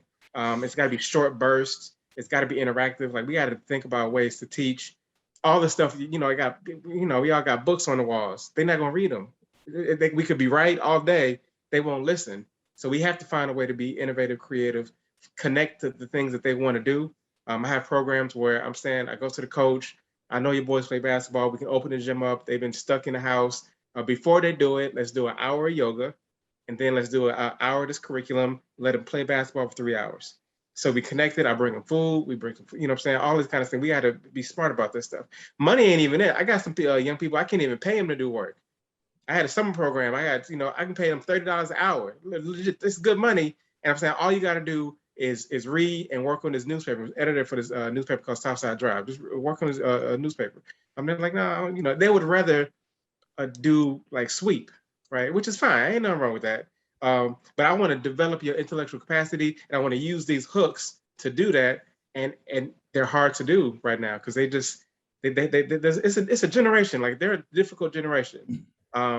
They want to be influencers. They want to be like I got kids too. Like I got a 9-year-old and a 5-year-old, and it's hard to understand what they get out of watching another kid play video games. I can't even understand it. But we just got to go into their world and just sit with them and not wait for them to come to us. Certainly not to our offices, right? We just got to go where they at and figure out a way to find what they into, what they like, who they listening to. I teach systems analysis through music. So I come in, who you listening to? Who your favorite artists? Okay, that's nice. I hear you. You just got through talking last week about how addiction turned your life upside down. Now tell me what it is about why you like this song that Sam take Molly's and Percocets. Help me make this connection. Okay, now let's look at who is sponsoring this artist. Let's go look at the CEO. Let's go look at the board. Who is the company? Now I can teach what is the system and how it influences your individual decisions and what you like, what you taste, what tastes good to you. Now you can take that and apply it to two things. One, your lived experience, but also we got a moment where people are talking about structural racism, white supremacy, which I call white pathology, white domination. We can look at that now, and the police are an easy target because they can't be going around shooting people. But the schools are implicit in that. The healthcare providers are implicit. We all are part of systems, and the music is a part of that. The food is a part of that. Every single thing is a part of that. We got to teach them that because they don't see racism in the way we see it. The system's gotten sophisticated and complicated, and it's not black, white, or water fountains no more. It's policy. It's a distribution of funds. So we can teach that and empower them to understand that, to be critical observers of their world, using the things that they like, and creating a crop of young people that are using their curiosity and their discovery to find ways to survive while also not causing themselves or the communities more harm. It's step by step, moment by moment, in relationship. There's no way to do it from Zoom, to be honest. Can I throw in a couple of quick questions to get some feedback from the experts here? One person actually wants to know, can you suggest some practical methods for dealing with anxiety and depression? So why don't we go around and go on that, and then I'll throw another one out there after that. Who wants to go first? Dr. Mack? Well, I didn't want to go into that. I guess there was, well, let me just say this. If you go after the anxiety and depression, well, sure. I mean, people can tell you, aromatherapy, get a hobby, do some, and I mean, there's nothing wrong with those things. But anxiety is different from fear. Anxiety is when there's nothing really trying to hurt you. But when something is real, when you're living in real danger, I think we have more youngsters living in real danger than we have that are having some sort of free-floating anxiety, anxiety without any identifiable object. Most of young people could tell you the things that they're afraid of. But if you're talking about dealing with anxiety, I mean, and I'm not trying to minimize it, I really am not. I'm saying that there's no negative in the unconscious. So I'm saying, I guess I am in a way minimizing it because it speaks to what I thought Brother Obari spoke about in the middle. You're just creating cogs for the machine if you don't address something larger. So you mentioned the things you're doing with the young people around the media, but the young people are not in charge of the media. You're teaching them to decipher it and to decode it and to apply it to their lives. But if you can't stop that radio station from playing it, and you can't stop the Grammys for awarding a record, which they did this year, that uses the N-word and promotes the murder of people that are Black. If you don't have something in place to address that, and address the sponsors that pay for it, if you can't address the politicians that allow the violations of already existing FCC codes, to me, that doesn't satisfy me to work just on that level. And I've worked on that level. I mean, I couldn't even tell you all the experience I have on that level, but you do have to address the system. The people that are in charge of doing it. I sort of question who's under the sheets now. The people that are under the sheets are these people that I'm talking about. And it's a systemic attack. And it's worthy work. It's work you almost like a Father Teresa, or Mother Teresa, whatever it is, the kind of thing that you're doing. And we've done that. We've had youngsters come and learn how to repair computers, and we've done summer internships for a whole class. We've gone to the schools and deciphered, showed things all day long and all that sort of stuff like that. But I feel that if you don't get to the machinery, you're not going to have so much anxiety, but you're just going to have fear, a lot of real fear out here. But there are, and I'll leave it to, I've seen Brother Obari, he talked about the yoga, you talk about mindfulness, and you talk about those kinds of, absolutely those things can help you on an individual level, but only to a certain extent, and only the few people that you can get to. Something's got to be done to get to the larger system. And I didn't mean to go on so long, but that would be my answer to that question. I want to share my screen, because one of the, I don't know if I can do that, if that's possible for me to do. But I am so enjoying being here together with everyone. I'm telling you, it's therapeutic for me. It really is therapeutic for me, heal or help thyself, Yeah. I really do. I mean, I appreciate this because I'm learning a lot. I'm encouraged in spite of how deep it is. All of the things that you just said, Dr. Mack, all of those things about, there's so many layers. What I want to do with that question, with the audience. We throw words around all the time. We throw around anxiety, depression, we throw around those words, and I want to give some practical stuff just in terms of what I've learned and what I've found to be effective. And it's lengthy because I got to show something. So I want to defer to Dr. Obari first, because I know I'm gonna do a deep dive right now, but I want people to literally walk away with something that they can begin to think about, because what I want to say is be careful of the words, even the words trauma, because everyone's using these words, and we all have very different set of understanding about what that is. And I just want to give some specifics around stress. Right? That's what I want to share with you, some tools to deal with stress, which is always reverberating with all of that stuff. Okay, so that's what I'm gonna do right now. I'm gonna defer to. And I'm gonna do this quickly because I want to hear this. Like I'm taking my notepads out. I want this. I agree with you, Dr. McIntosh, around the systems around the music. I think that's important. I also think there needs to be committees. There needs to be folks on that committee on how do you dismantle the machinery. How do you bang against the structures of the corporations? And at the same time, how do we disarm those machines by getting a young person to engage with them in the meantime, in the same way that they might watching a movie. You don't watch Denzel and think, oh, he must be a gangster like that in Trinidad. You think he's playing a part. I can get a young person to say that the rappers are playing a part, to take away the power of this keep it real slogan that he had, to say that no, he's just pretending. Some of the stuff he might be saying, it might be real, but he's also a father, and he's also, grieving. He's also got a whole world of life. And so the fact that you're hearing these three messages over and over again is a part of a system that works to the extent that you allow it to influence, to the extent that you internalize it. We can let them say whatever they want. They can call us crazy. They can call us the N-words. They can say we're dumb and lazy. To the extent that I accept and receive that, gives it the power. And so I think both need to happen at the same time. We need to take away the power and empower the young people and remind them of who they are. And I think we can do it all at the same time. But my question, the question about anxiety, I think that I'll start with how I deal with anxiety, right? We talk about being providers and healers and professionals. We didn't escape COVID. We still got real lives. We still having to deal with all the things. So I get depressed, I get anxious, I get angry, all these emotional things that I've had to learn how to decode, how to understand.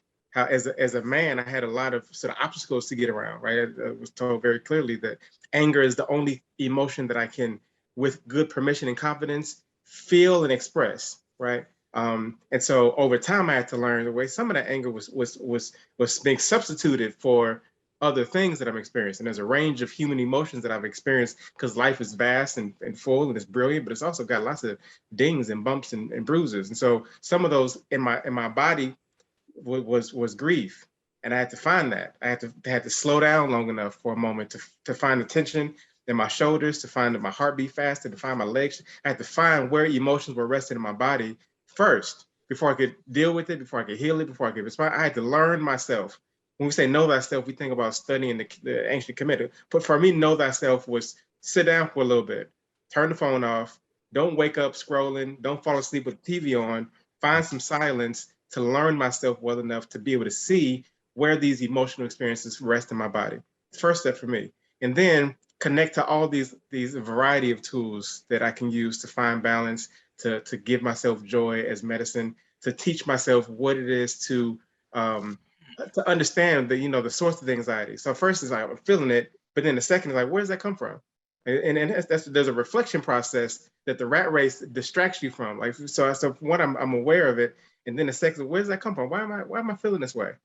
And what is that way? Is it different? Sadness feels different than anger, than anxiety for me. I had to distinguish those things. So it became a very surgical process of journaling, reflecting, of silence, and then instilling in those things that were soothing to me.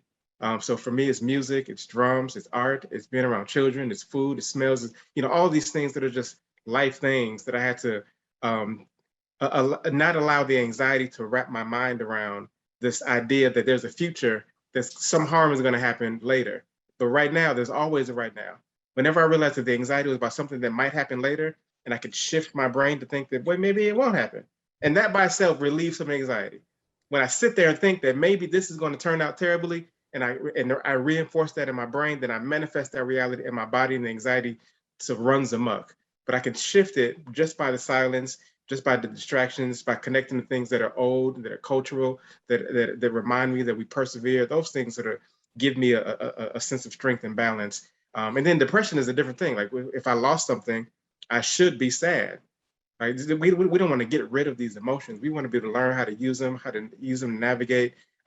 We got to have instill grieving processes in our community. We lost so much this last year, and the young folk in particular, they have no concept for how to even understand the loss. They're not going to church no more. They don't even have like what we used to have in terms of my friends in a better place, or I can still speak to them. They certainly don't have ancestral concepts.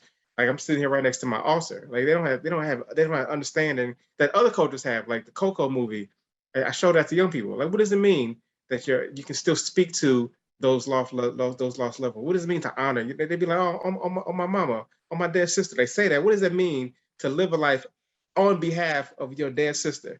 What is that? What does it mean for her to still be existing in some level, and for us to be able to communicate in real ways, to give conceptualizations of grief and life and loss? And so these aren't like self-care tools. This ain't manicures and baths. This is understanding the universal principles and truths that we've lost because we as a community have given the education and the values away to the system, the internets, the schools, the music, all this kind of stuff. We got to take that back.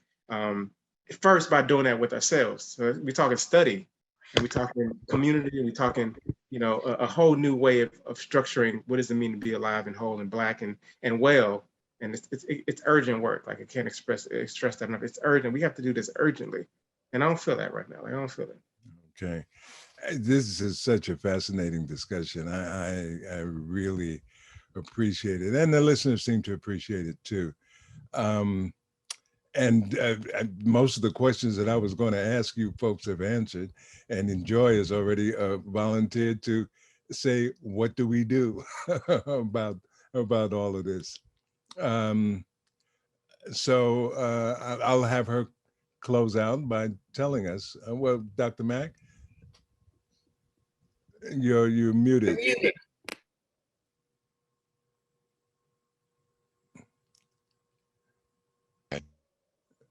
You're still muted. Unmute again. Oh, now it says the host muted me. Okay.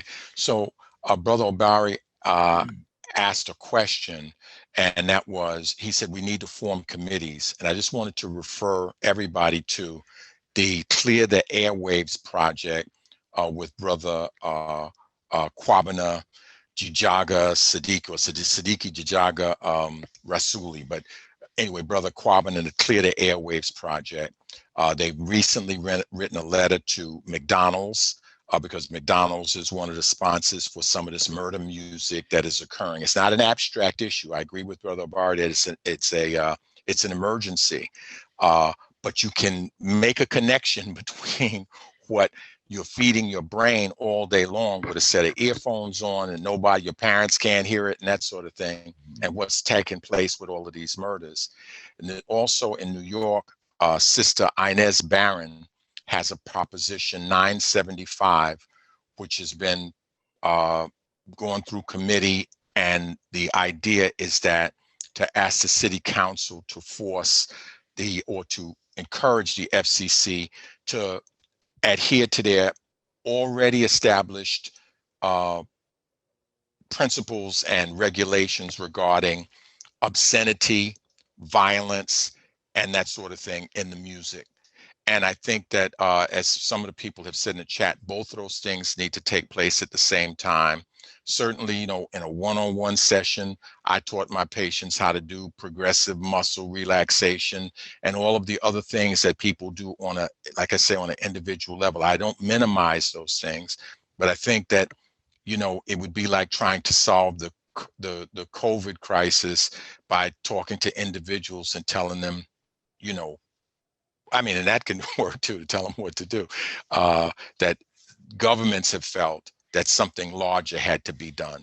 And I think that we as a people have to feel that something larger has to be done.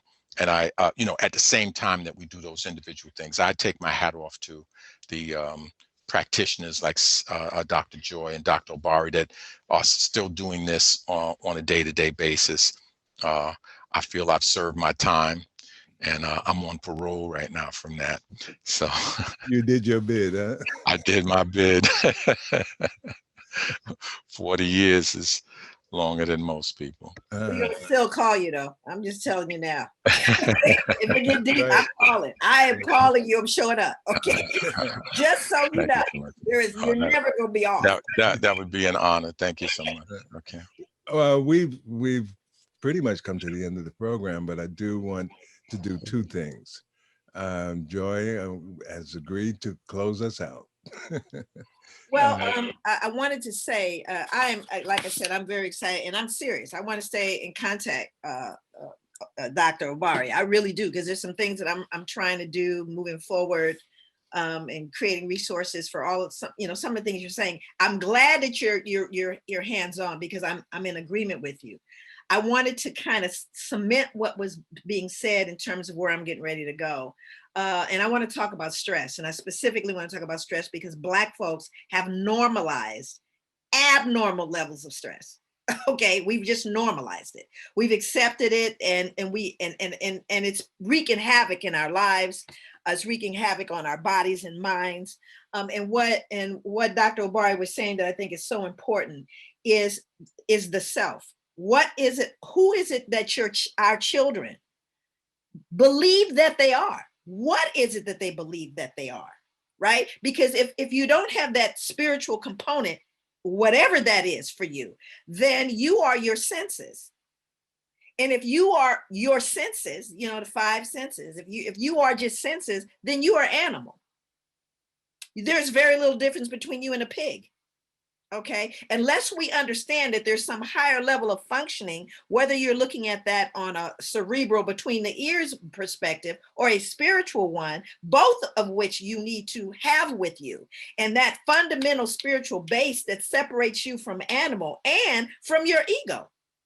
I mean, you have to understand that, I had to sit down with my kids and explain to them the difference between your ego responding to what I just said, you getting puffed up and pushing back because your ego has been offended, or your true self, the best you. And I got to first help you understand what the best you might look like. You see, all of this stuff becomes philosophical unless I get you in front of me and say, what was harmed? Who was hurt by what I just said that was true? What happened? What happened inside your body that I told you something that was true and real, that you are now offended? What part of you is offended? You see, those are conversations that we have to have. Otherwise, we're operating out of a very, very ego-centered and animalistic perspective. You're more than that. And we have to teach them that they're more than that.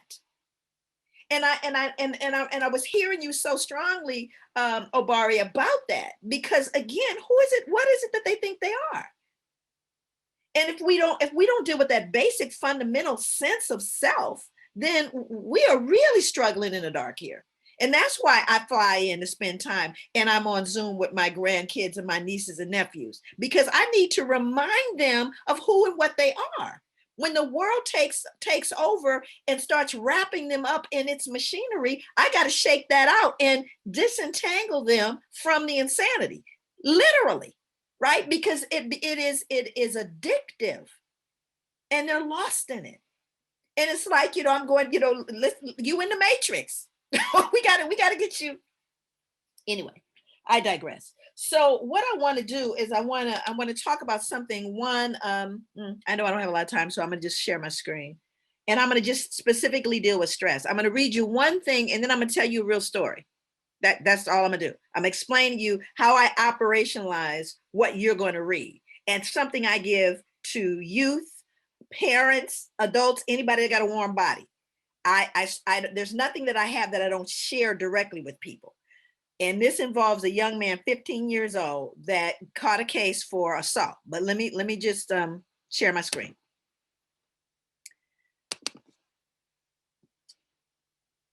So this, can you see this? I'm making it big. I want to make certain that Oh, sheesh. I think it's switched. Let me, I think I'm supposed to.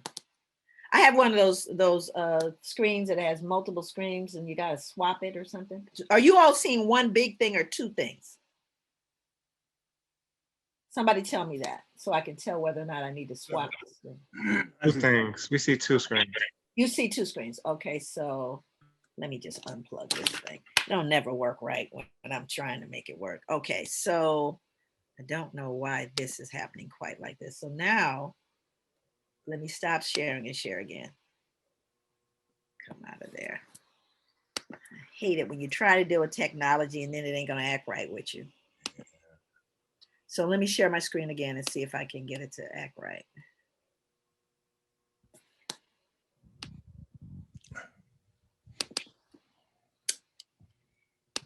So now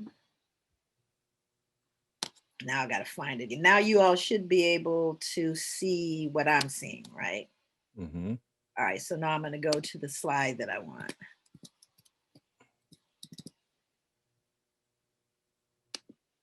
Let me move this thing out the way. While Joy is looking for that, I want to thank those of you who have made a donation to UPAMA. It'll help us to guarantee that those things are here to stay. Okay, I'm ready. Okay. All right, so I was really curious when I was talking to you all about cortisol, and I started to realize, when I would talk to people about, the fact that I had to work full time and go to school full time when I was working on my PhD, and I was working with white women who, had to go to therapy twice a week because, they didn't have to work for a living. They just decided to go back to school because they didn't have nothing else to do, but they needed to go to therapy twice a week because of the how intense the program was. Just the program that we were going to school for. And I was going to school full-time, raising a family and working full-time. So I started to take a look at that and realize I'm not a superwoman, but I, to some degree, had normalized certain levels of stress. But I wanted to read this for everyone so that we can begin to start helping people understand what's going on in their body. The remarkable growth and development of the neural cortex during the earliest years of life can only occur when a child feels emotionally warm, secure, and warm, stable relationships. When young children are stressed, fearful, or insecure, the limbic emotional area of the brain actually prevents learning from occurring. I'm gonna say that again. When children are too stressed, they can't learn. Whenever a child feels stressed or frightened, a structure in the limbic system responds by secreting cortisol to the bloodstream. This circulates through the body and washes over the neural cortex, where it prevents neural connections from being formed and strengthened. Even if excellent opportunities for stimulation and learning are present in the environment, children who are stressed cannot take advantage of them to develop their brains. Unable to use a higher thinking part of the brain, children revert to functioning in the lower area of the brainstem and use the survival mechanisms of fight or flight to cope with their situation. It is only when the period of stress ends and children again feel secure that learning and higher level thought processes can resume. The relationship between fear, cortisol, and learning exists throughout life. Even adults with mature coping skills cannot learn or even think clearly when under too much stress. If children live under stressful conditions for significant periods of time in their first 2 years, the results are disastrous. For it is during this time that the emotional center of the brain is being refined and its entire developmental course is altered when it experiences frequent high levels of stress and the corresponding high levels of cortisol. Repeated exposure to a great deal of cortisol, very important to hear this, programs the child's brain to expect, like, and even seek situations that will lead to the release of cortisol. This happens in much the same way that children who live in a home where food is highly salted learn to prefer it that way. It is quite possible that the tremendous increase in seemingly random acts of violence in society is related to the increased number of children responding to high levels of early stress and fear by living in their brainstems. Now I'm gonna stop sharing just so that we can have a conversation about this. So why am I sharing that with you? First of all, you know, I think, remember I told you that first thing that Black women used to tell me, don't upset the mother. So now not only can you have a child born into a stressful environment, you can also have a child that actually, you know, has developed a great deal of cortisol in utero, in addition to that. So now, why is that important? So I have a kid. Now, I'm actually a consultant with this organization, but I actually train and coach the case managers, right? So there's a case of a 15-year-old Black boy. He's big for his age. He ends up being one of those kids that, you know, he just looks kind of frightening, but he's really a cool kid. He's a nice kid, but he got high levels of cortisol. So he's walking in the mall, and every time he stops, the security guard goes, "Oh, you need to move along, you're loitering." And he's just a kid, like any other kid in the mall. He's not doing anything wrong. He's not loitering. He's just walking in the mall. But every time he stops at any point, they all kind of come on, and they make the mistake of putting their hands on him. Now, let me give you a perspective of what happens in terms of this. Wherever you are watching this right now, wherever you are, let's say someone walks into the room with you, where you are, with a gun. Right now, they have a gun. Now, let me tell you what's not going to happen. Let me tell you what's not going to happen. What's not going to happen is you're not going to sit there and try to figure out what to do. Well, you know, I noticed there's a gun. Maybe I should run. No, because that part of your brain is not accessible to you. You move into flood of cortisol, adrenaline. You know, you are all in a setup to save your life. So let's say we find you outside. Police have come and we question you. What happened? Your response is going to be, I really can't remember anything after just seeing the gun. I don't even remember how I got outside. And the reason you don't is because that part of your brain is not accessible to you, because everything went into your adrenaline, you know, your amygdala, everything was ready to save your life. Fight or flight. Are you with me? Fight or flight. Okay. So now let's go back to this little boy. Let's say his name is Jerome. Now, Jerome, I sit him down and I ask him, based on the article I just read to you. Now, remember, when you have high levels of cortisol, I want to tell you what it looks like, because you've all seen it. Anybody Black on this talk has seen this or felt it. You've walked up on a group of young people and you can feel it reverberating. Someone's going to jump off. You can feel it happening. I walked into a group of young people who were getting ready to go to a show. They happen to be in a predominantly white area where the predominantly white people, they're the only little Black dots in the whole long line first day to go to the show. And they're being kids. They're from like 11 to 16-year-olds, right? And they're talking, but all the white people are clutching their purses and whispering and pointing at them. And after a while, I could see them getting anxious. I could see it.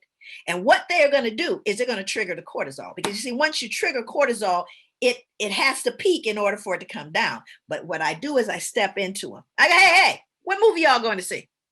And they look, they don't know me from anybody. What? Who are you? And one kid says it. I say, oh, I'm going to see this movie. Anybody seen that? Oh, I saw it. What'd you think of it? Oh, I liked it. Oh, I didn't like it. I've rechanneled their brains, and now they're closer to the front of the door and they're going to go in.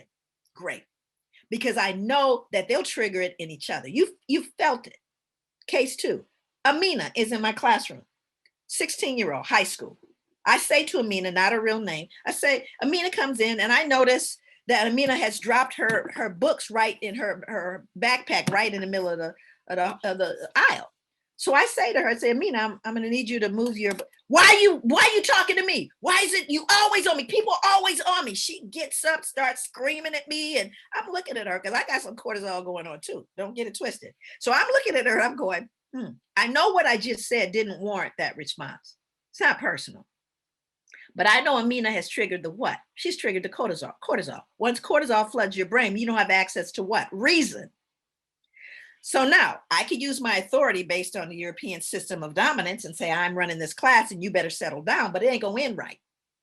So I stop and I look at Amina and I step back a couple of steps.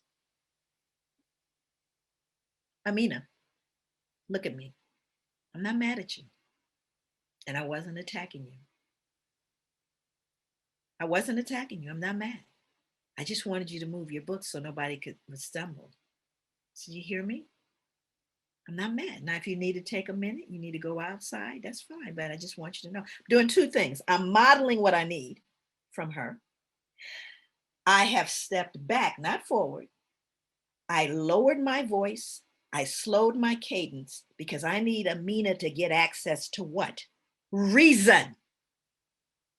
Because until she does, we can't have a conversation. You with me? Now let's fast forward. I'm trying to do this fast. Fast forward to Jerome, real person, not the real name.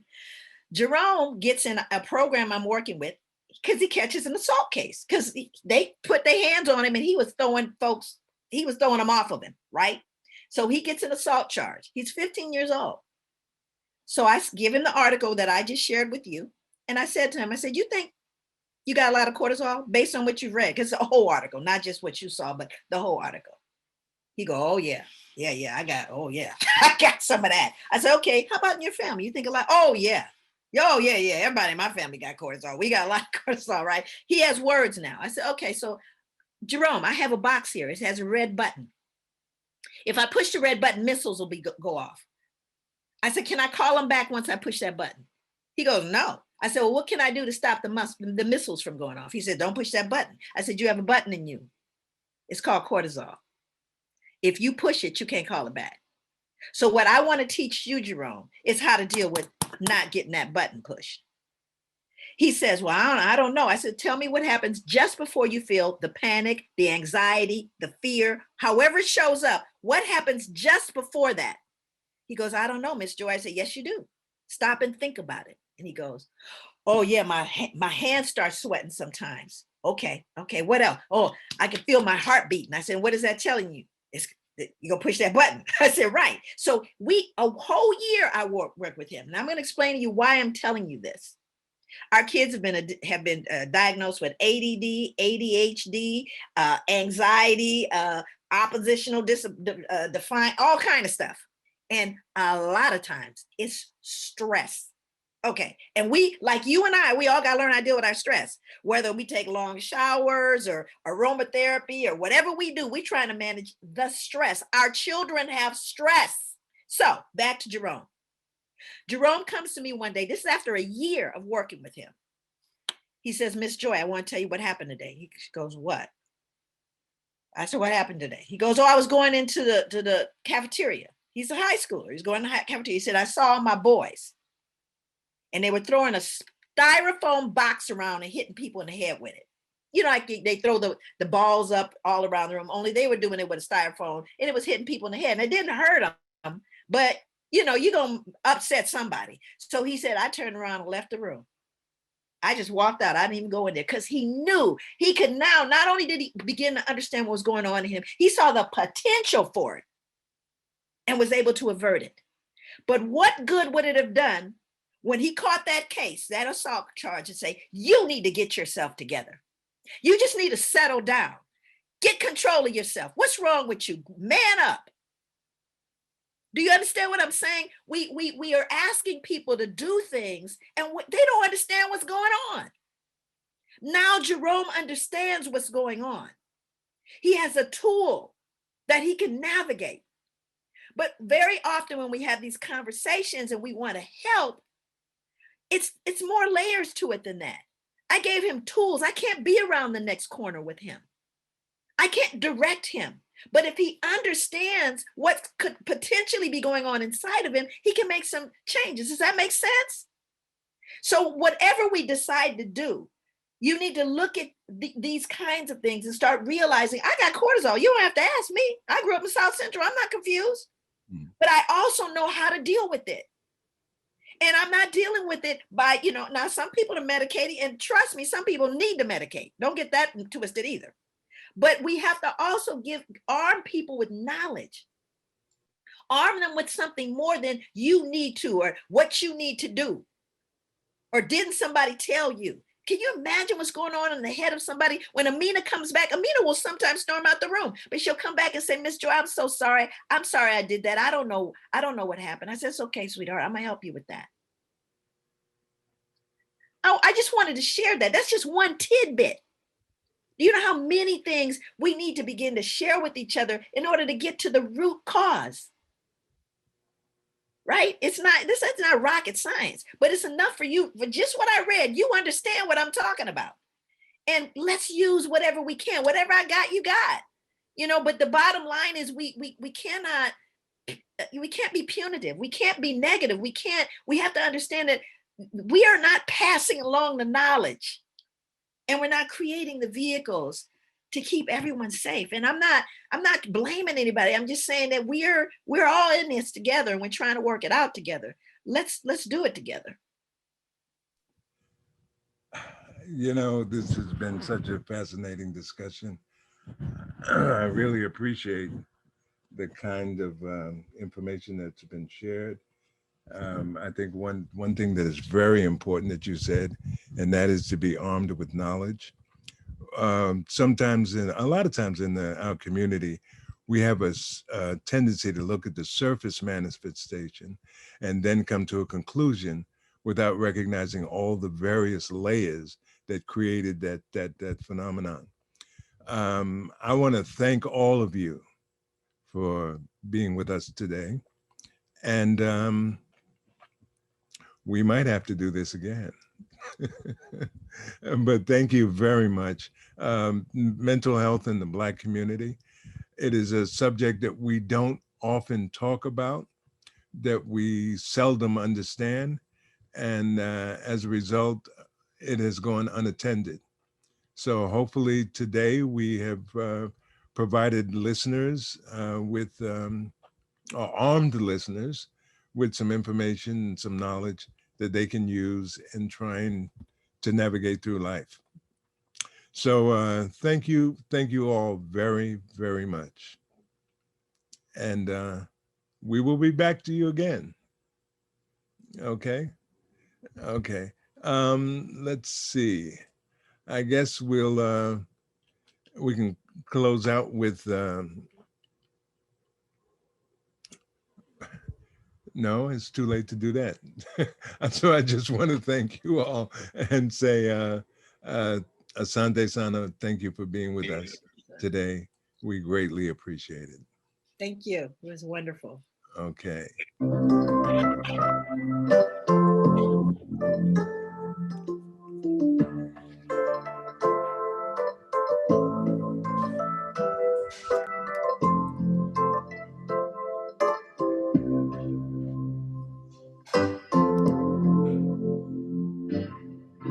The higher you build your barriers, the taller I become. The farther you take my rights away,